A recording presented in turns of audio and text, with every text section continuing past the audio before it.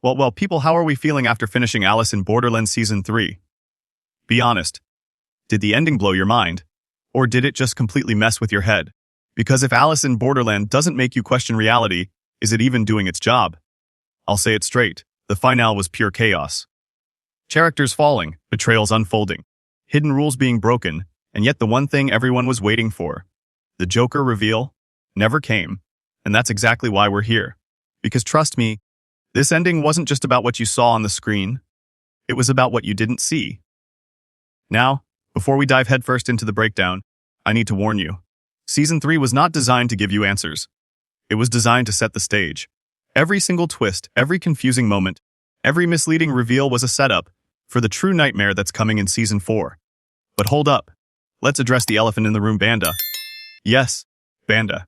The so-called mastermind who suddenly had the keys to manipulate Borderland itself. What was that about? How did he get those powers? Was he Joker? The show hyped him up like some unstoppable figure, only to kill him off. Or did they? See, that's the trick with Borderland. It makes you think you understand, just before it flips the game entirely. And here's the real pain point. The one that left fans frustrated. Season 3 promised us the Joker, but instead it gave us filler games, fake builds, and a bunch of unanswered questions. The hype was sky high, but the payoff, not exactly what we expected. So why would the writers deliberately withhold the Joker? The answer lies in the hidden rules of Borderland. Rules that were broken, twisted, and almost erased by Banda's interference. Which brings me to the first shocking twist. Banda wasn't Joker. He was something else, something even more dangerous. A candidate who crossed the forbidden line. A player who misused privileges no one should have had. That's why the Watchman himself said it. Banda was breaking the laws of Borderland. That's why he had to die. And now you're probably asking yourself, if Banda wasn't Joker, then who is?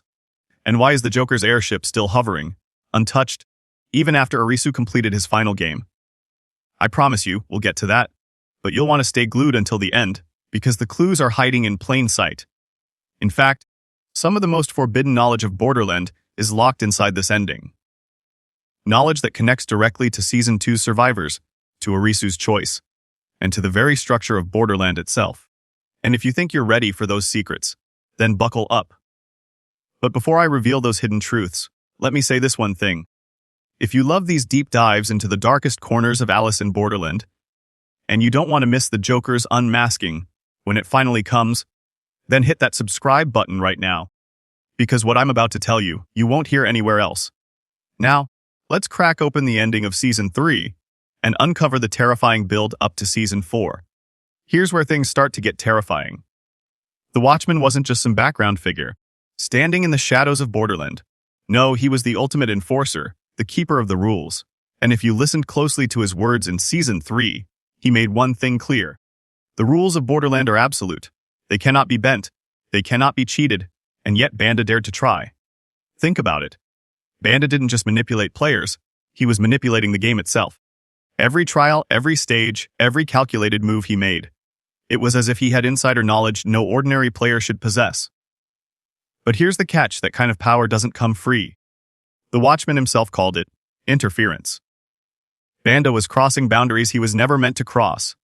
And this is why Banda's death wasn't just some shocking twist for shock value. It was a correction. Borderland itself purged him. The system deleted him because he had become a virus, something that threatened the stability of the game world. That's why he was executed.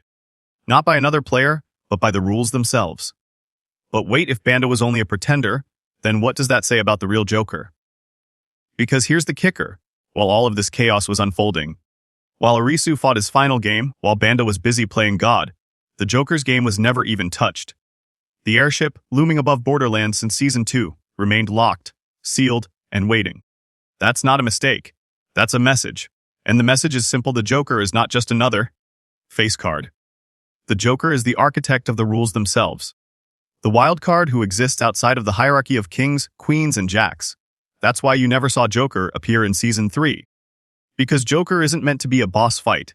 It's meant to be the game master. Now let's circle back to the Watchman, because this is where things get truly sinister. When he told Arisu that the game wasn't over, he wasn't bluffing. He wasn't speaking metaphorically. He was stating a fact. Because no matter how many games Arisu clears, no matter how many face cards he defeats, Borderland will always regenerate. The cycle never ends. And the Joker. The Joker is the one ensuring that cycle continues. This explains why every season, no matter how different the games feel, the core rules stay intact. Time doesn't move forward in Borderland, it loops. That's why characters like Banda can rise and fall, but the structure never collapses. Borderland is eternal, and the Joker is its heartbeat. And if you want an even darker theory, consider this. What if Arisu himself was never meant to return to the real world? What if his escape was just another level of the game? An illusion Joker allowed him to believe, only to drag him back when the cycle resets. Suddenly every smile, every peaceful ending from Season 2 looks like a cruel joke. A test that was never passed, only postponed. This is why fans felt unsettled with Season 3's ending. It wasn't satisfying because it wasn't meant to be. The real payoff is still locked inside the Joker's chamber. And if Banda was executed for breaking the rules, then Season 4 will show us what happens when someone finally challenges the Joker directly. But let's be honest here. Do you really think Arisu can survive that? Do you really think anyone can outsmart the architect of the entire game? Or are we watching a slow march toward inevitable failure? Here's the brutal truth: Borderland was never about winning. It was about surviving long enough to realize that survival itself is the trap. Banda figured it out too late, the Watchman hinted at it, and Arisu. He's still clinging to the illusion that there's a final game. But what if there isn't? What if Borderland isn't something you escape? It's something you inherit, and that's where the Joker comes in. Think about it.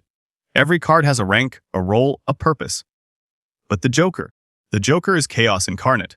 In real decks, the Joker can be the strongest or the weakest. It has no fixed rules. That's exactly what makes it terrifying. Unlike the King of Spades or Queen of Hearts, you can't predict the Joker. You can't prepare for it. You can only play its game. Now here's a theory that'll keep you up tonight. What if Arisu himself is destined to become the next Joker? Look back. He's already survived the impossible, outsmarted every face card, and even broken Borderland's own reset by remembering fragments of his real life. Doesn't that sound eerily familiar? Doesn't that sound like someone who is slowly evolving from a player into the architect of the game? And let's not forget, the Joker card appeared at the end of Season 2, taunting us. But in Season 3, it didn't show up at all. Why? Because the Joker isn't waiting. The Joker is watching. Every move Arisu makes, every friend he loses, every decision that scars him, it's shaping him into something else. The real horror might not be fighting the Joker. The real horror might be becoming it. But here's the gut punch: what if this has happened before? What if Banda wasn't the first to break the rules, and the Watchman wasn't the first to enforce them? What if every cycle produces a candidate for Joker, and the losers get purged, while the survivors ascend? Suddenly, Borderland isn't a prison. It's a factory, designed to manufacture chaos gods. And that's the forbidden knowledge Netflix doesn't want you to think about. The reason Borderland never ends is because someone has to keep it alive. If Arisu defeats the Joker, he won't return home. He'll replace it. He'll take the mask, the throne, the responsibility of making sure the next group of unlucky players suffers through the same endless cycle.